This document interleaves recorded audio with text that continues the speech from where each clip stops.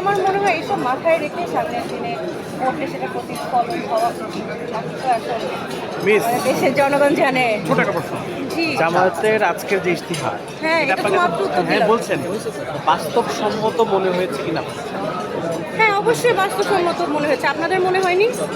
না না, আপনার বিশ্লেষণ। আমার কাছে তো মনে হয়েছে, এবং আমার কেন মনে হয়েছে যেটা ইমপ্লিমেন্টেবল, বিকজ আমি দেখেছি যে ক্যাপাসিটি ওয়াইজ, এখন এটা বললে তো আপনারা বলবেন যে আমি বায়াস, কিন্তু আমি দেখেছি যে জামাত, শিবির বা এনসিপি, এখানে সব এডুকেটেড ছেলেমেয়েরা, এক একজন পিএইচডি করছে, বিভিন্ন মানে কেউ ইঞ্জিনিয়ার, কেউ ডাক্তার। তো ওনারা যে ধরনের ইশতেহার দিয়েছে, তো বললাম খুব টেকনোলজি বেস, এগুলো করা ওনাদের জন্য কোনো অবিশ্বাস্য বিষয় না। It's very much doable. ওনাদের ইচ্ছাও আছে, ওনাদের ম্যান পাওয়ারও আছে, আমি দেখছি ক্যাপাসিটিও আছে। তাহলে এটা কেন বাস্তবসম্মত হবে না? আচ্ছা, Thank you so much. আরেকটা হচ্ছে আরো প্রশ্ন আমি লাভ